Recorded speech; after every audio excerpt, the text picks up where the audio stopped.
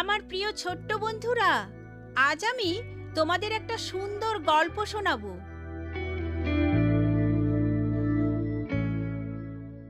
Joseph নিজেকে প্রকাশ করলেন। কি চমৎকার একটি দিন! যোসেফের ভাইয়েরা দ্বিতীয়বারের মতো মিশরে ফিরে এলো শস্য ক্রয় করার জন্য। তারা জানতো না যে তাদের ভাই মিশরের সহকারী প্রশাসক পদে অভিষিক্ত হয়েছেন, যাকে তারা মাত্র 20টি রৌপ্য মুদ্রার বিনিময়ে কৃতদাস হিসেবে বিক্রি করে দিয়েছিল, যার মূল কারণ ছিল তাদের অন্তরের প্রতিহিংসা। যোসেফ এক ভোজের ব্যবস্থা করলেন। সম্পূর্ণ ঘরোয়া পরিবেশে ভোজের ব্যবস্থাটি করলেন। আশ্চর্য! ভাইয়েরা অবাক হলো ও চিন্তা করতে লাগলো, তারা তো মহা খুশি হলো যখন পরিপূর্ণ বস্তা নিয়ে বাড়িতে ফিরে যাচ্ছিল। কিন্তু তারা বেশি দূর যেতে পারল না। দাঁড়াও, এক পাও নড়বে না। তোমরা আমার প্রভুর রৌপ্য পান পাত্র চুরি করেছো। না না, আমরা কিছুই চুরি করিনি, আপনি খুঁজে দেখুন। সেবক সব কিছু তন্ন তন্ন করে খুঁজে দেখল। প্রত্যেকটি বস্তা দেখার পরে সর্বশেষ বস্তা ছিল বেঞ্জামিনের। চোর পাওয়া গেছে, সকলে ফিরে যাবে, তুমি এখানে কৃতদাস হিসেবে থাকবে। তাদেরকে যোসেফের সম্মুখে হাজির করা হলো। ভীত প্রকম্পিত তারা সকলে উবুড় হয়ে তাকে সম্মান দেখালো।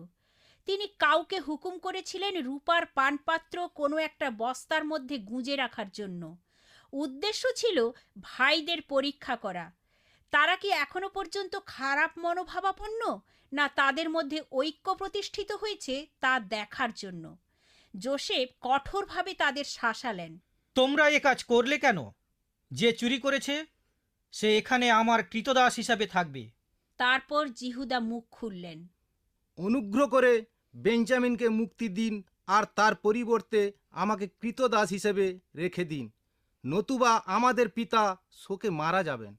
ভাইয়েরা সকলে ঐক্যমতে রাজি হলো।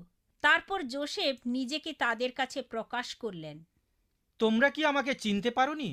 আমি যোসেফ, তোমাদের ভাই। তারা সকলে বাকরুদ্ধ হয়ে গেল। যোসেফ আনন্দাশ্রুতে বিগলিত হয়ে গেলেন, তাদেরকে জড়িয়ে ধরলেন।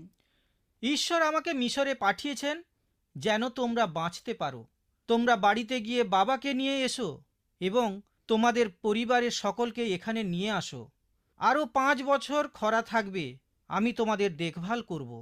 বাড়িতে নিয়ে যাবার জন্য তিনি তাদের অনেক উপহার সামগ্রী দিলেন। তাদের পিতা আনন্দে উদ্বেলিত উচ্ছ্বসিত হলেন যখন শুনতে পেলেন যে তার পুত্র যোসেফ অদ্যাবধি বেঁচে আছে। তার অল্পদিন পরে পরিবারের 70 জন সদস্য তল্পিতল্পা সহ মিশরে অভিজাত এলাকার উদ্দেশ্যে রওনা হলো।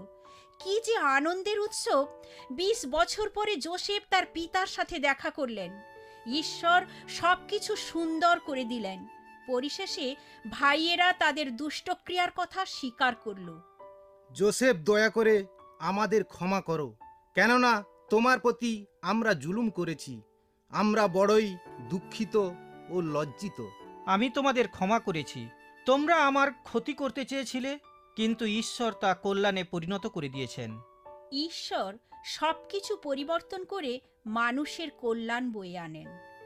তার পরিকল্পনা হলো মানুষ যেন আনন্দের সঙ্গে থাকে। বাই বাই ছোট্ট বন্ধুরা, আমি অতসী। তোমাদের প্রশ্নের উত্তর পেতে চিঠি লেখো। All India Masih Jamaat, postbox number 6079, west Patel Nagar, new Delhi 110008, India.